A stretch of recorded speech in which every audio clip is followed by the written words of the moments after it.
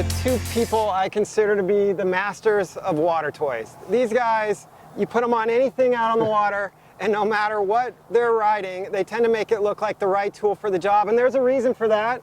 This is Tyson and Wyatt Miller.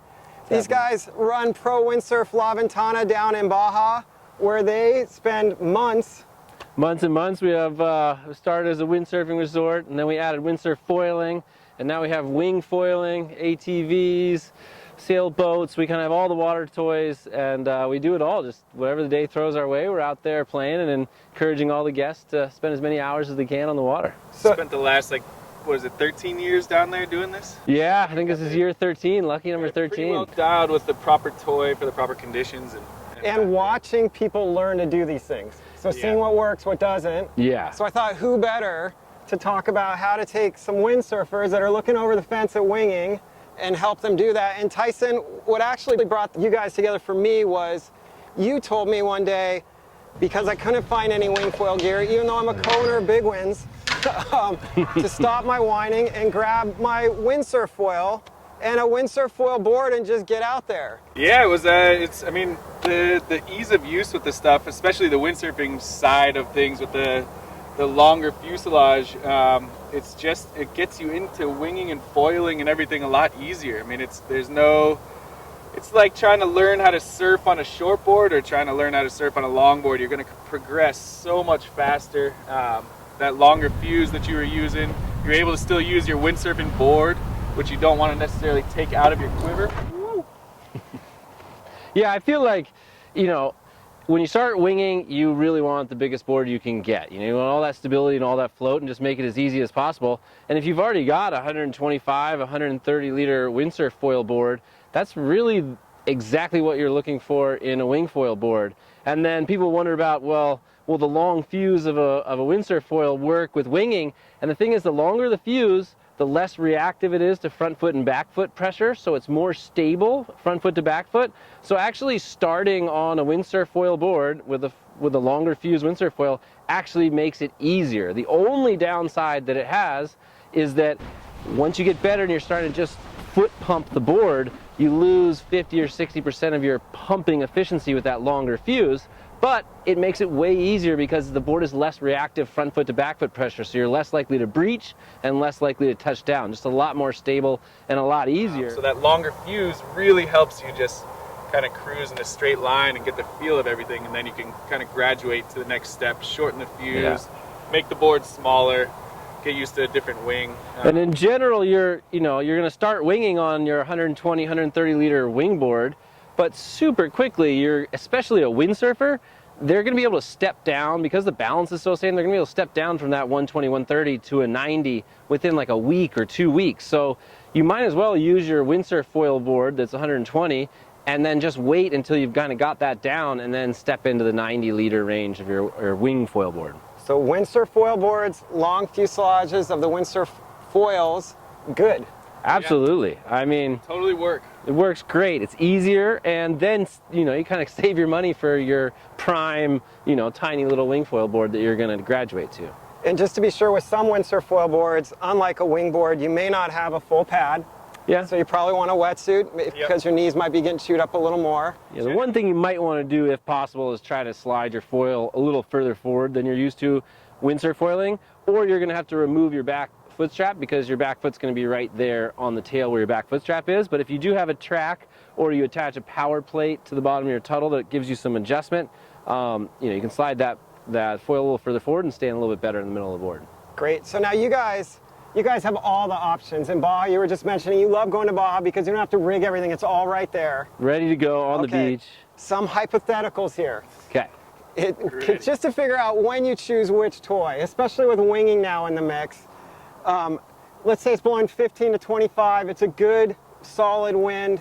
What are you guys reaching for first? If you have no obligations, you can grab whatever you want. Yeah, if it's windy, I'm windsurfing still. Yeah, it's proud windsurfers. It's more speed, it's more power, Yeah, I definitely still like, if it's really good conditions and, I can do whatever I want, I still go for the windsurfer just because it feels more speed, more powerful, just, it's not foiling. Okay, how about light winds? And let's say we're talking to some windsurf foilers out there. Do you feel as though a wing or a windsurf foil, one has an advantage over the other in terms of getting up and flying in light winds? I don't know if it's necessarily an advantage. I think they can both now, especially with the size of the foils that people are making. That we can get up in super light winds on both. But you do have the advantage of windsurfing. If the wind shuts off completely or down to like 3 knots at the most, you're still standing on a board with a rigid sail in your hands, and you can get back to where you started. Okay. No problem. Upwind, downwind. I mean, everybody knows who windsurf foils.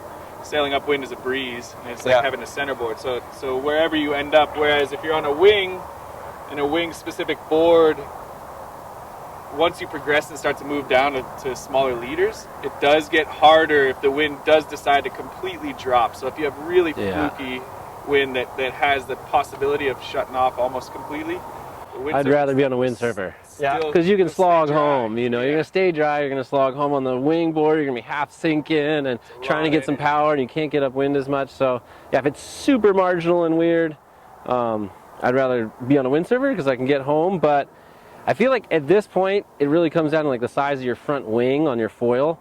And if you've got a big old front wing, you're really similar sizes winging and windsurfing. Yeah, you can get up and go windsurfing. You can get up and go winging if you have the right size foil, the right wing. That light wind there's not much of a difference. Okay. How about this one? You've got a customer arriving at Pro Windsurf La Ventana. They've got a week. They're inspired by all the wind sports. They say, I want you to teach me the one that takes me the farthest in my time here, my 1 week. Which sport do you think offers the easiest path into either flying on a foil or not, but just out there and having fun? Winging, I think, you know, the learning curve. Yeah, but no windsurfing or sailing or water sports. No experience whatsoever with wind or water sports or anything. It's going to be winging, is hands down. Especially because what we find, especially with like kids coming down to our resort, is we can give them a wing on the beach, and you know the parents are out there windsurfing, and the kids running around on the beach, and they're having like the time of their lives. They're greatest beach tour. Dude, they're running and like jumping off the dunes and getting extra hang time, and this whole time that they're just on the beach, so enthralled with playing with the wing and the power of the wind, they're learning so much. And you know, if you have like a kid like that with the windsurf sail, you know, you can teach them the beginner lesson and standing on the board on the beach, but they're not having that same level of fun, and therefore they're not learning as much. So, you know, you can hand a kid a wing on the beach, and they'll spend like 2-3 hours a day for 5 days on the beach, and then when you put them on the water, their wing skills are so elevated that they progress really quickly. Yeah. Okay, so how about for the windsurf foiler, even just the dabbler in foiling, if he's looking over the fence at winging, you know, what are some of the reasons that maybe winging could be a good option? Like, what are some of the advantages of winging? For winging, I think where it really shines is it's definitely the best vehicle for riding swell. You know, on windsurfing, you're standing more outboard and more on the tail of the board.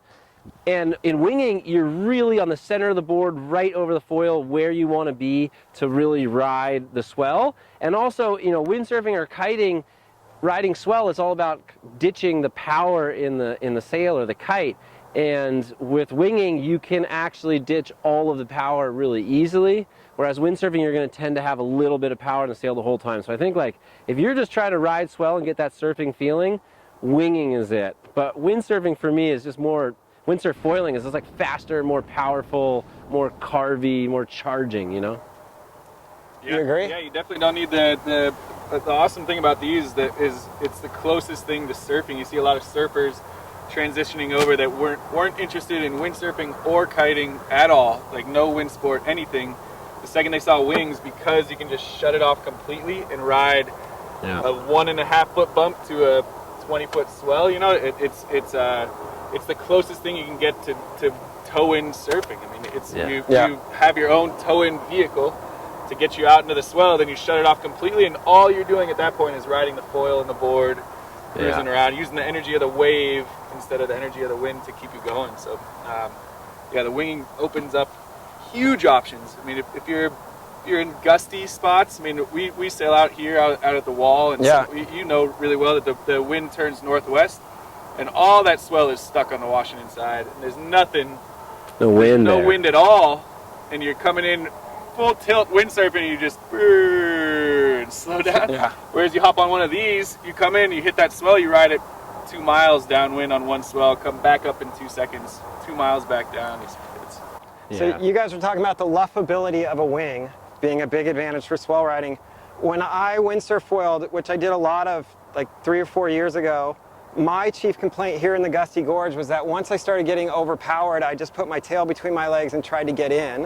Whereas with the wing, I feel like if it's a gusty day where the wind has some teeth, it can be a safer option for foiling. Do you feel that's true? Yeah, I mean, I don't know about safer because windsurfing, when you're holding onto the boom, you're maintaining separation from the foil. Whereas when you fall on the wing, you know, once you give up that board, you have no idea where the foil is, you know. But I mean, as far as being overpowered, I feel like you don't really get overpowered in winging. You can just hold it higher and higher above your head and you begin hanging from it more. Whereas, yeah, you're right. If I'm super lit windsurf foiling, I'm going to go change my sail. Get more range with winging for sure. Well, another thing for me when I was windsurf foiling, I found the more dedicated I became to it, when I hopped on my windsurf gear, the more cattywanked I was. Whereas for me, at least when I wing and when I windsurf, they're siloed. They play well. Now you guys do all these so much. Is there any chance that some of your worlds get blurred and it throws you off a little, or is? I mean, when you hop back from a wing or windsurf foiling to regular windsurfing, you're like, why am I not going fast enough right now? Right now. I should just, like that first 2 pumps, you should be up and flying. So windsurfing takes you that little bit longer. You feel those gusty conditions a little bit more if you're underpowered. And the leg pump, though. Regular windsurfing, you're like, oh my gosh, I'm pulling so hard and I'm pushing so hard. And, you know. Did it always pull this hard? Yeah, exactly. Did it always pull this hard? Was I always going this fast? That's exactly the big difference. I feel like the hardest thing to adapt in the gear is just changing your foil front wing. I don't know, like, you know, I have maybe 3 or 4 foil front wings I use all the time, whether it's windsurfing or winging, and maybe I've used them both 100 times, but when I switch to a new one, I'm totally thrown off for half an hour. And what does that look like, Wyatt? Do you actually fall, or is it just the jumps are a little lower? You see his knees, just watch his knees for like 30 seconds, and that's you know, some really uncalled for crashes, that's for sure. Yeah. So with you guys being here in the gorge and watching winging just kind of explode this summer, but still from what I'm hearing being hardcore loyal windsurfers, like what are the days where you just without a doubt you're grabbing your wing? I heard the swell riding when that's an option, when it's really gusty and kind of wispy wind where it's coming through in bursts. Yeah. Are there any other wind speeds where you're like, no, I'm definitely wing foiling today more so than windsurf foiling, or is it? Not so much. I mean, the light wind days are, you can take both and just go explore. There's no swell, so you're going to be on a decent sized sail and a decent sized board and foil, and that's, for me, that's the most fun part about those light wind days, being able to go from here as far west as you can and then come all the way back. And you feel like that's a little more for windsurf foiling, or that's where windsurf foiling has a greater advantage? Yeah, you definitely have that safety factor of if the wind shuts off. I feel like the big difference too is, like, you know, if I was going to do a big, you know, like event site up to the hatchery and back to a big upwind and big downwind, I can get a better angle and kind of go faster on the windsurf board to like make that big upwind and downwind. But, you know, if everybody was saying, hey, let's do a downwinder from Viento, I'd much rather be on the wing to just purely go downwind riding swell. You know, I can go upwind with a lot more ease and a lot more efficiency on the windsurfer, and it's really fun to go upwind. Haven't got to the point where going upwind is really very fun on the wing, even with a harness. You know, you're just kind of working it. You know, so that's the race background coming from this guy. Yeah. Having go fun going upwind. I heard someone mentioning that, saying, hey Wyatt, now you don't have to rig your sail, you can just pump up a wing. Which can you do quicker? Oh, definitely the windsurf sail. I mean, you know, we can time ourselves and do it in like a minute. And I'm just still not a fan of the pump. I actually have the little electronic pump in the van so I can get it mostly pumped up and no one can see me do this very much. Still a hard thing to take as a windsurfer, the pump. I now own like 4, it's awful. Tyson, are you okay with the pump? Yeah, I'm fine with it. Because you're Cabrina's kite manager now too. You better be okay with the pump. We gotta do it all, man. We gotta figure out some way to catch up to Kai Lenny here. If you don't know kiting, then you're kind of out of it. You guys, thanks so much for joining. We've got a lot of what you see here. Well, Some. Pretty much all of Yeah. it. Well, Yeah, big ones, some. But at Pro Windsurf La Ventana, it's there. Yeah. yeah, we got all the toys ready to go on the beach. All the newest stuff is coming down to us brand managers first. So if you want to come ride the newest stuff, come on down to Baja this winter. All right, thanks so much. Long fuse. This is my favorite back loop. Crazy front flip windsurf foil right here. So Wyatt, if forced to do a backflip on a windsurf foil or a wing foil, which one has you sweating? Definitely the wing foil. Windsurf foil, as long as you hold onto the boom, you're going to maintain distance from the foil. But if you go upside down with the wing foil and it comes off one of your feet, you have no idea where it is, right? You just lost all control, and I just imagine it coming down and getting me right in the head. So I like having the boom and keeping my distance from the foil. And are you wearing a helmet? Definitely wearing a helmet on the wing foil doing flips. Not so much on the windsurf foil. Tyson, are you wearing a helmet? Yes, sir. Yep.